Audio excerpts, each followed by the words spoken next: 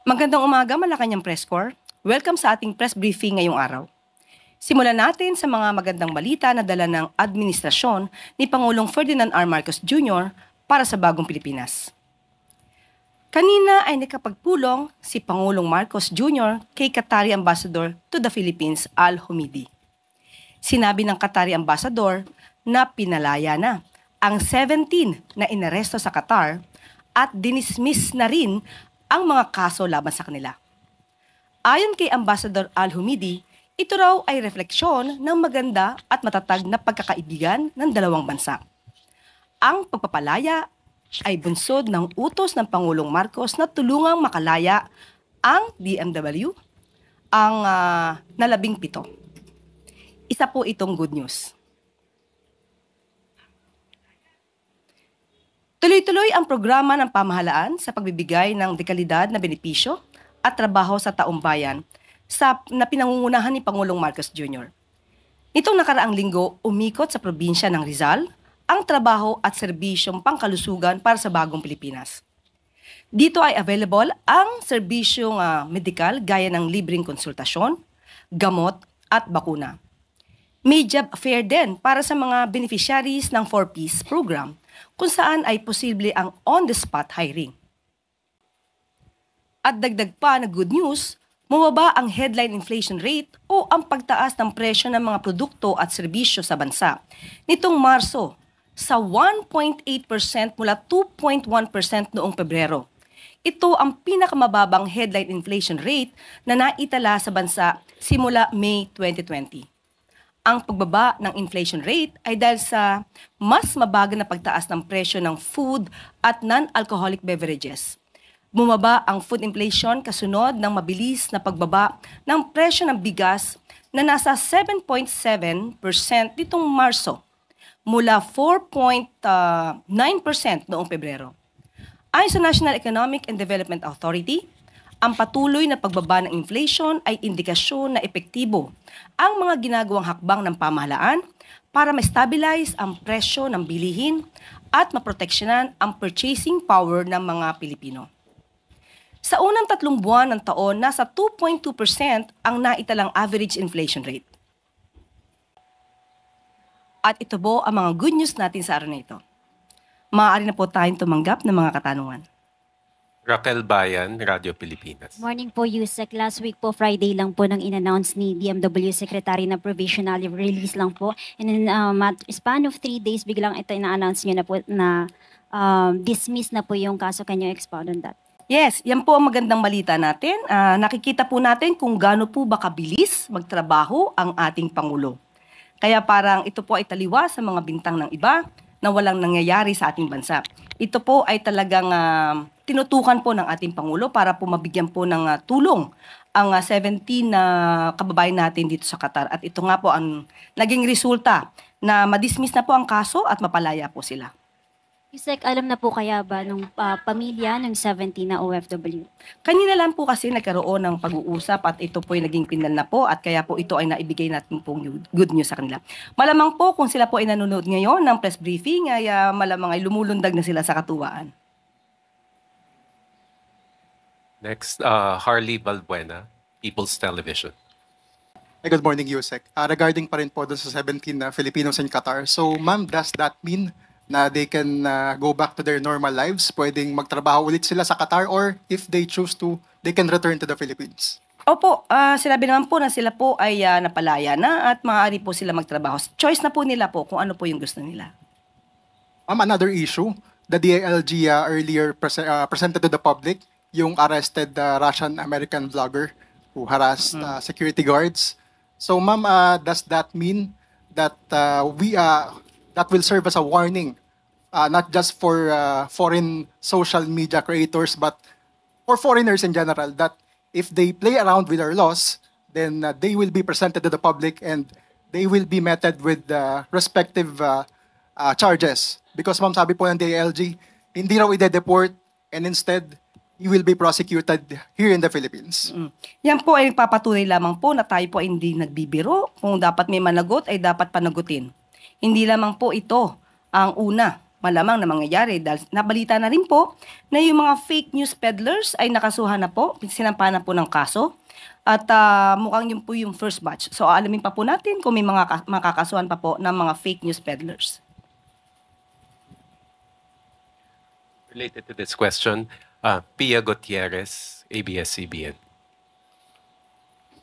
Ma'am, regarding yung 17 Filipino nationals, nabanggit po kasi last week ni DMW Secretary Hans Leo Kakdak that the reason the 17 Filipinos were provisionally released was because wala pong kaso na nasampa sa kanila during the time that they were detained. May we know ano po yung kaso na na-dismiss at kailan po ito na-charge? Sa ating pong pagkakaalam, ito yung illegal assembly. So, dahil nga po sa pakikipag-usap ng ating Pangulo sa gobyerno po ng Qatar sa pamamagitan po ni Qatari Ambassador, napagbigyan po tayo na ang ating kapwa Pilipino na nahuli o na-detain ay makalaya po at hindi na po masampa ng kaso pa. So tama po, the President himself made a direct appeal to the Qatari government. When was that made po? Sa ating pagkakaalam ay kanina po nagkaroon ng pag-uusap. Prior to the release? Hindi, kanina po nagkaroon po ng pag-uusap at nagkaroon na po ng sinabi na ito nga po yung good news. Kung ano po yung timeline, kung kailan sila nag-usap, ay hindi po sa akin na ibigay yung pinaka-detail. Moving on, Ann Soberano, Bomboratio.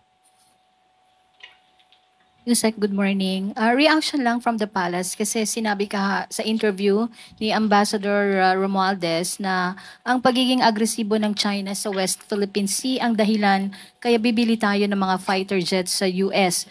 Pero taliwas po ito sa sinabi ni Executive Secretary Bersamin na wala po tayong tinatarget na bansa. Ang AFP modernization naman po ay noon pa po. Wala pa naman pong issue sa anumang bansa. At ang pag-modernize po natin ng ating militar ay naaayon lamang po. Natataon lamang po at hindi naman po talaga nagta-target ng anumang bansa. Nagkataon lang po siguro na may mga issues po tayo na kinakaharap. At opinion po yan ni Ambassador. At sabi nga natin na yun po yung katotohanan. Talaga naman po tayo mayroong kinakaharap na mga issues. Pero yung pag-modernize po ay ito po yung naaayon naman sa batas. Sa ibang topic, Yusek, reaction din from the palace. According to AFP Chief Romeo Bronner na they are looking at acquiring more missile system to complete the integration of their air and missile defense alongside purchasing warships and multi-roller fighter jets to build a strong and reliable deterrent force. How likely po na aprubahan ito ni Pangulong Ferdinand Marcos Jr. since plano po naman ito ng AFP? Kumpiyansa din po ba ang Malacanang na bago bumaba sa pwesto si Presidente ay magiging credible and reliable na po ang defense posture ng Pilipinas? Opo, gusto po talaga natin na hanggat maaari ay mabili po natin ang kinakailangan natin for the AFP modernization. At ngayon po ay gusto po nila makompleto itong AFP Horizon 3. At depende po yan, of course, sa budget po natin, kung ito din po naman ay maaayunan ng Kongreso. So lahat po yan ay nanaisin po talaga ng ating Pangulo na magampanan po ang mga pangakong ito. So pwede po bang sabihin ng Malacanang na magiging credible and reliable ang defense posture ng Pilipinas bago po bumaba si Presidente sa pwesto? Yan po ang naisin ng Pangulo. Yan po ang naisin ng lahat. At gagawin po lahat ng paraan, pagkakataon, lahat ng kakayanin, kung may mga budget po tayong kakailanganin, yan po ay gagawin ng ating Pangulo. Thank you, Yusek. Related question, Ivan Mayrina, GMA Integrated News. Yusek, good morning. Does the Philippine government consider the arrest of Pinoys for suspicion of espionage as an escalation of tension between the Philippines and China, especially since the NSA believes this is merely a retaliation of the Chinese side over the arrest of their nationals for the same suspicion?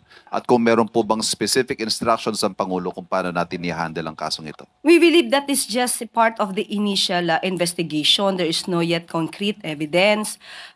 If it is really a retaliation or a part of retaliation of the other country, we will not say that because there's no final investigation on that matter. But there is still ongoing investigation on that. And we will just defer all the details to the FA and to the... Any specific instructions from the president? Have you taken this up with him? Yes, there is always a instruction to help our Filipino citizens, the Filipino citizens abroad, facing this kind of charges. Legal assistance will always be given. All the necessary help and assistance will be provided.